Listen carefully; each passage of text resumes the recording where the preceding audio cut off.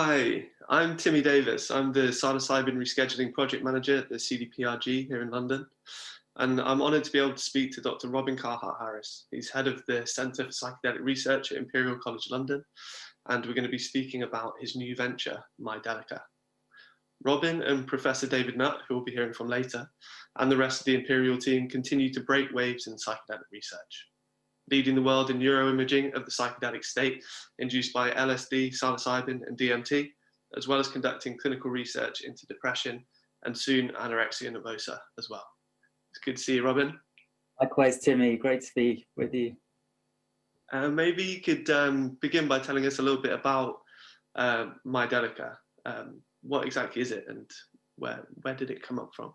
Yeah, so the backstory with Psychedelics, which is a startup, a spin out from my research at Imperial, is that for about 4.5 years or so, I've been collecting data in collaboration with a software developer in Copenhagen, and together we worked on something called psychedelicsurvey.com, which still runs. We have about 5 or 6 studies available for anyone out there interested on psychedelicsurvey.com.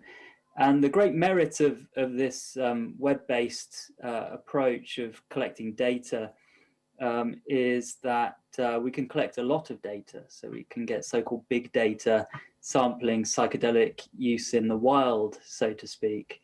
And what we did with psychedelicsurvey.com was to set up a prospective system. So most surveys are done after the event and you're collecting retrospective data, and that's only so informative because everything's happened already. So you get these kind of retrospective biases. But if you're tracking people ahead of an event, like taking a psychedelic or beginning a course of microdosing, then you can track them over time. That's what we've been doing for years. What I realized a couple of years ago is that there's huge untapped potential for this approach. Psychedelic survey has been entirely reliant on people's willingness to donate their time to science, but they haven't been getting anything back. So what we want to do with Psychedelics is to give back in terms of people's data, so they feel closer to the science, they feel involved, so-called citizen science, that principle of feeling empowered and involved in the scientific process. I mean, psychedelics and the benefits that you can get from them, perhaps most fundamentally could be put down to learning.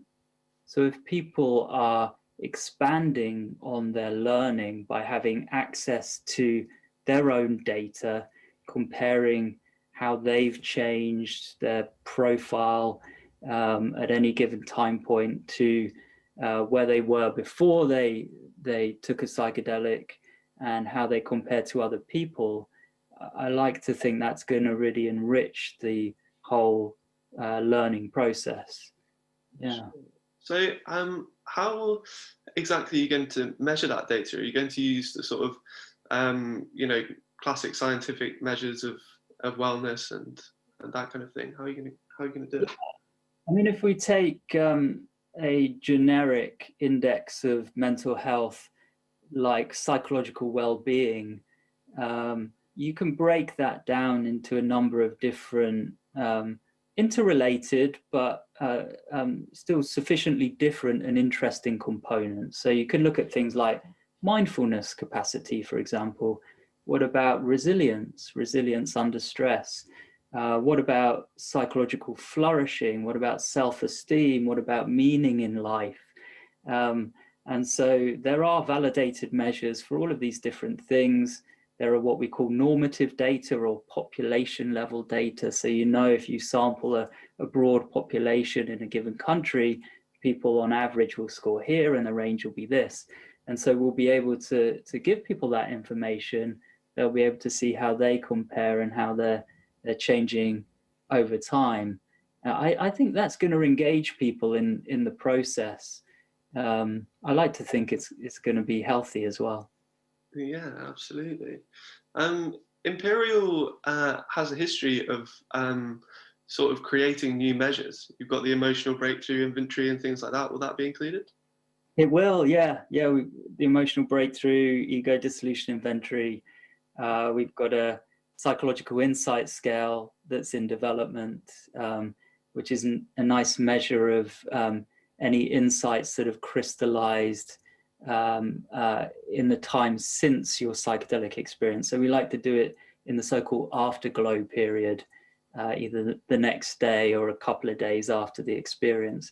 And what we're finding is that this is a critical mediator of where you end up in terms of, your, let's just say, general mental health, say a month later. So if you pass through this pipe, or you get onto this insight boat, so to speak, then it's going to take you to a good place. And so we're also developing an integration measure. So, someone once said to me once, even though, there's the work from the 50s and 60s, and now this modern work in the so-called psychedelic renaissance, still haven't been set in psychedelic science. And what is apparent to me and others, I think, is that it's so fertile, the territory. There are a lot of knowledge gaps and a lot of spaces to move into and cover different aspects of the phenomenology and the psychological process of change. So that's one of the exciting things about this space, is that there's so many questions to address. Yeah, that's interesting. It seems like the information that could be gathered could go on to inform, like you're saying, processes of change that don't necessarily involve psychedelics, but maybe other altered states or other therapies. Yeah, we don't have to be so psychedelic centric here. Of course, the bottom line is about healthy change, isn't it? And healthy learning and self-development. So whether it's psychedelics that get us there, or some other kind of experience, being out in nature and having one of these awe experiences, or some kind of oversight like or overview like experience, seeing the bigger picture. And maybe we can even get that through technologies like VR as well. David Glowacki recently published on his work with Isness, a multi-user VR setup that produces these profound peak experiences comparable to psychedelic experiences. And they seem to get you again to the same desired place of an improvement in mental health. So, yeah. There are like a number of other apps in a similar sort of space. There's Wave Paths and also the Field Trip app. How does what you're developing fit into that sort of landscape? Yeah, so I guess rather than speak to the others, I can speak to our own vision, which is really about providing for the individual. It's making it interesting and worthwhile to engage, to give a bit of time to doing some surveys on where you are and on your psychology. And we can hopefully make that process kind of fun, with a kind of gamification and giving back in terms of attractive design and the infographics. Repeatedly I'm inspired by seeing how others are inspired by the science. I think it probably is the vehicle that's at the core of where we're going with psychedelics, and now the commercial developments and cultural and political developments. But really, it's the science, the research that's moving it all along, and to see how individuals are hungry for the science and want to engage. I really think that there's actually an unmet need there. And so it is about data collection, but it's about analytics and giving back. It's about an openness in that process. And it's about, in a data-driven, evidence-based way, working towards some kind of best practice guidelines. Those are guidelines that are dynamic, that can be tweaked and tailored for given individuals with given profiles at baseline. And based on that profile, maybe we know we can introduce certain things here or dial up this component. Yeah. Sure. So, do you see the sort of information being gathered going on to inform best practice within the clinic? Yes, I think so. I mean, it has a broad potential, and that's one of the merits of this naturalistic sampling approach, is that it's very agnostic to the context in which psychedelics are being taken. So it can inform on things like harm reduction, arguably in a much better way than you can through controlled research, because in controlled research you constrain all your parameters. You know, you're in this given room and there are going to be 2 guides and there are going to be 2 sessions and it's going to be this population. It becomes very sort of, you know, focused in. But really we broaden out with Mydelica and Psychedelic Survey. And because of that, we can learn about things like where there's risk, how to potentially mitigate that. We can identify those who seem most ripe for a positive change via psychedelics. Of course, there's also this question of, while there are those who are most ripe, are they necessarily the people where there's the greatest need? But it's a complex one, because where there's the greatest need and an unmet need, as in current treatments aren't helping them, for example, is the risk elevated there. So it's all these delicate sort of ratios between benefit and harm that I think we can inform on through this system. So in terms of, so there's 2 aspects to it. There's the data collection and also the harm reduction. How exactly will it reduce harm? Like how, you know? Yeah, well, it can identify based on different staging posts where there might be risk. And then we can look at where intervention is possible. And there are simple things. I mean, a lot of these come from intuition and they're things that are already done.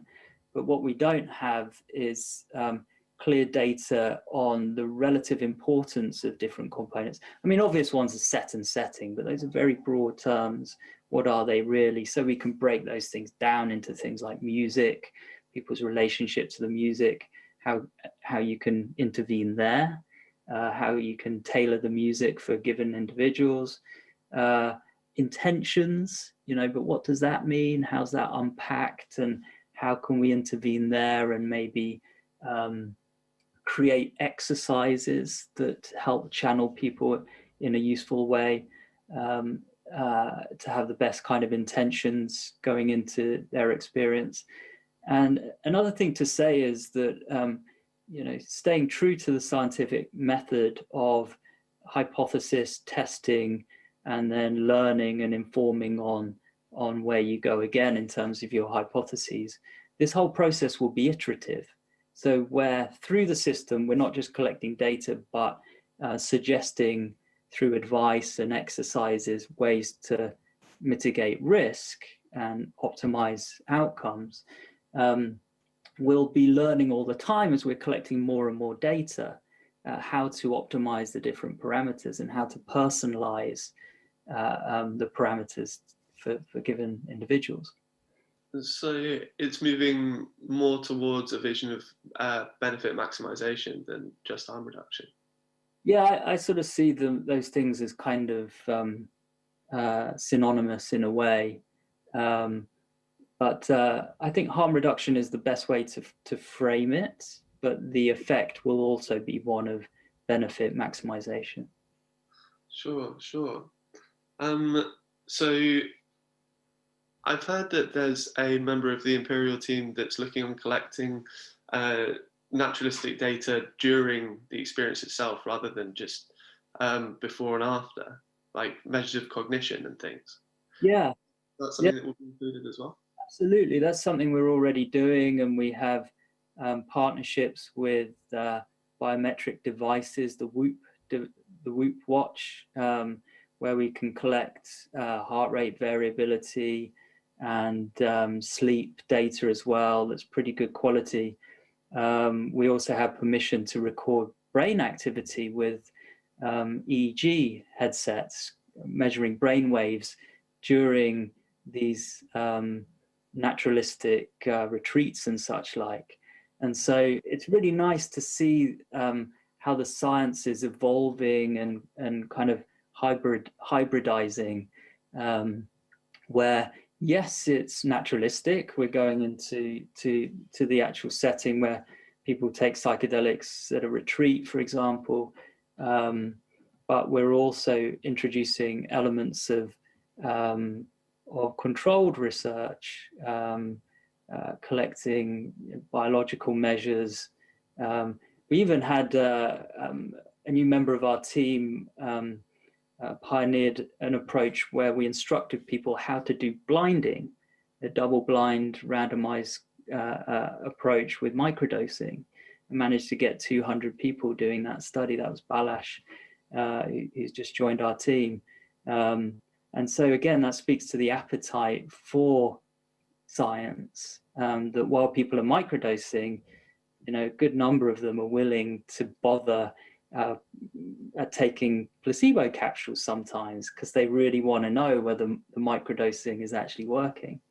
And so we're hoping to harness that kind of sentiment among people. Yeah, that's really great. So it will, at a certain point, sort of learn to tailor therapeutic guidance. Because, I personally am looking to become a clinician. And so one wonders how an app like this might affect the application and access to psychedelic therapies. Yeah, well, there's a lot of possibilities with the system. We're going to focus on the data collection, a kind of menu of different measures and short forms to try and make it efficient. But also there is this principle of what you give is what you get. So if you're willing to give a bit more time, you're going to get more back. You're going to get richer data. But while we'll focus on that, the data collection and then the infographics, the information back to the individual, we're aware that there's all sorts of functionalities that could start coming in over time.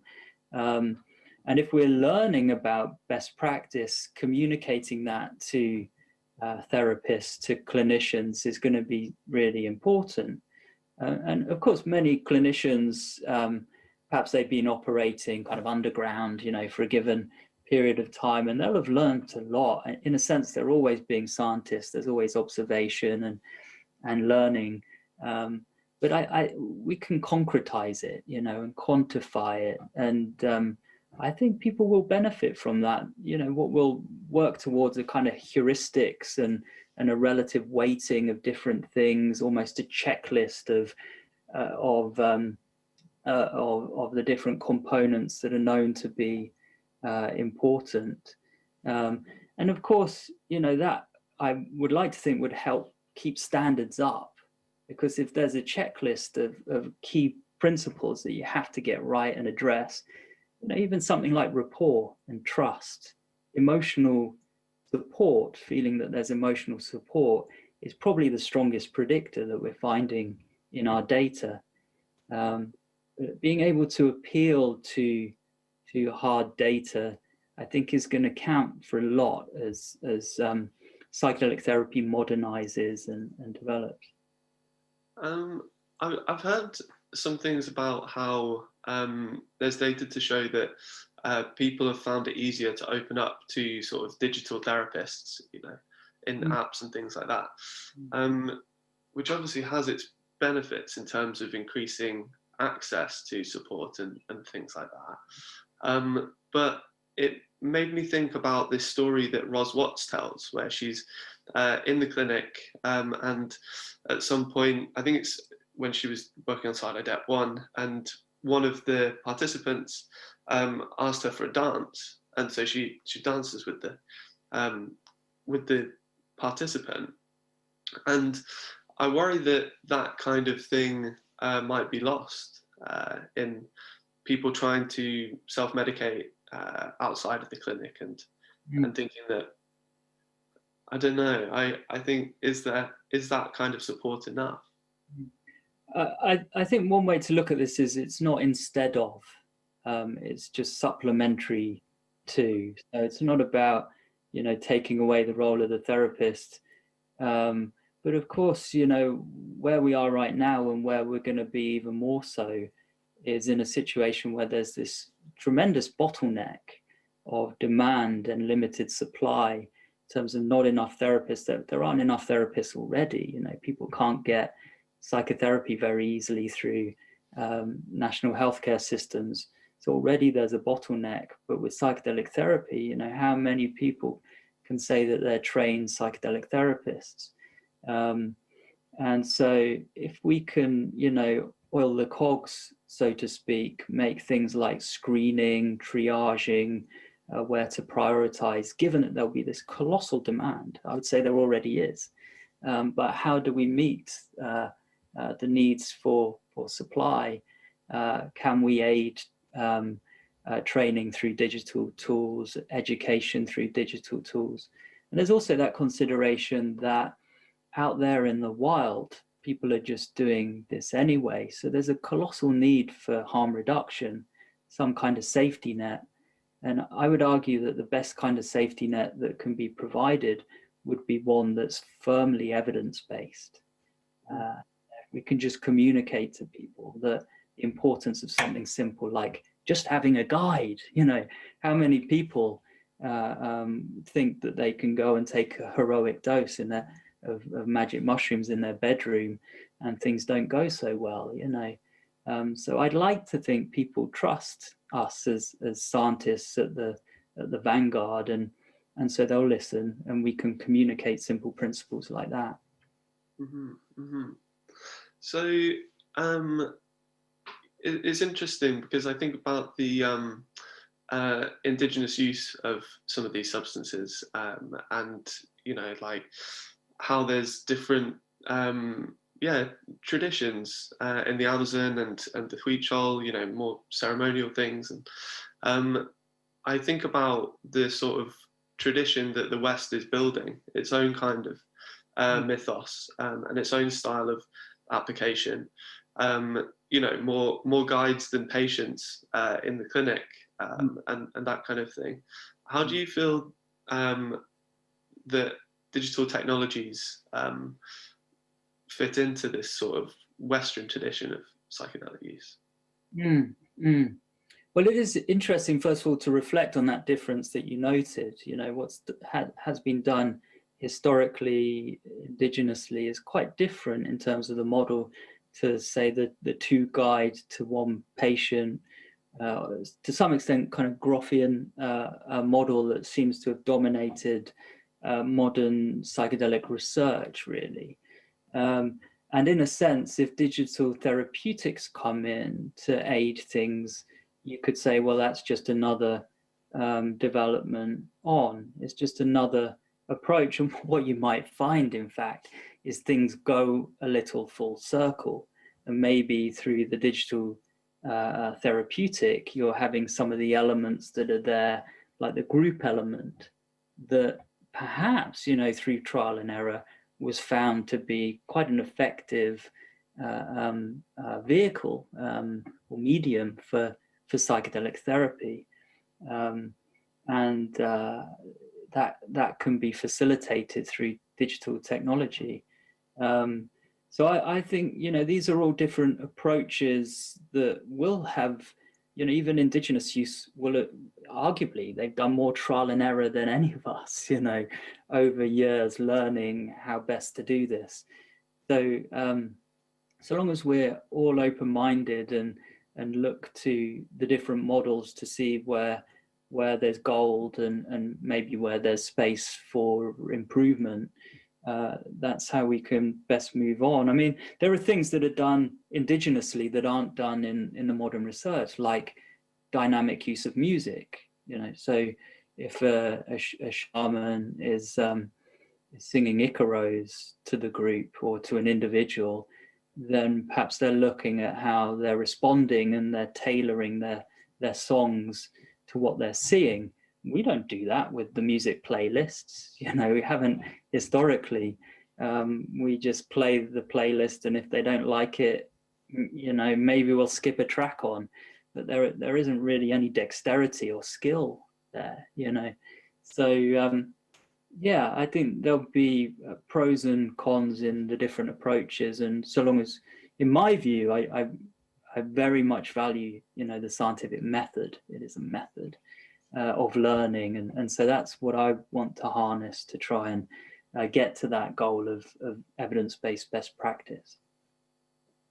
There's a lot of sort of evidence and I guess early speculation about psychedelics and connectedness to nature and things like that. Of course, at the moment, most psychedelic therapeutics are happening inside, apart from retreats. Is there anything kind of like that you imagine you will find has a beneficial outcome from collecting this big data?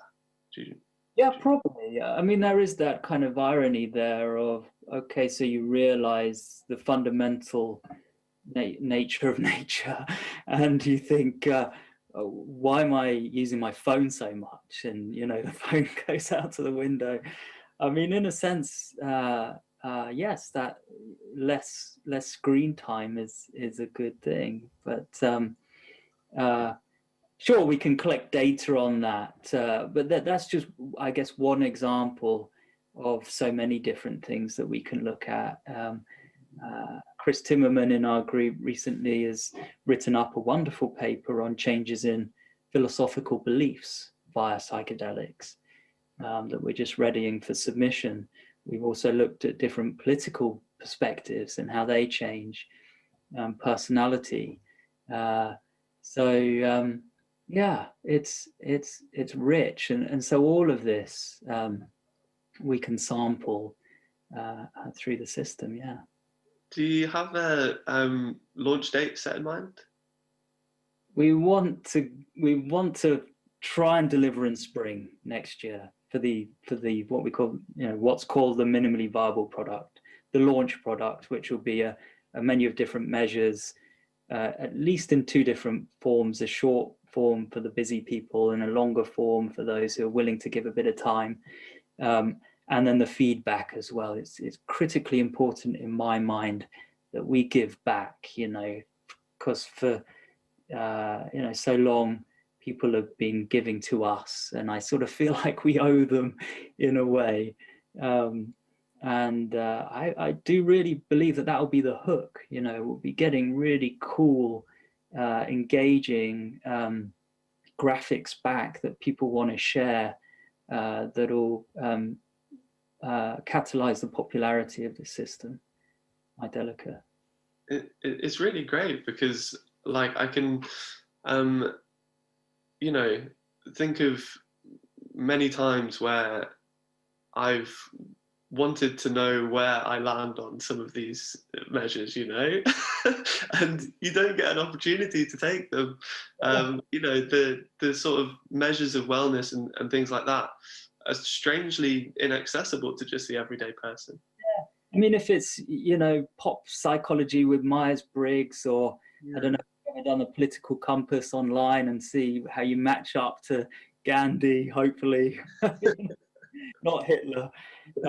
It's fun. People like to see where they land in relation to others. And I would argue it's even more fun if they can see how they change, and if those changes are positive, then what a reward, to see it presented to you graphically. It's almost like a trophy. Yeah, and we're mindful of there's subtleties here around things like value signaling. Hi guys, this is Deborah here from Israel. How are you doing? Good.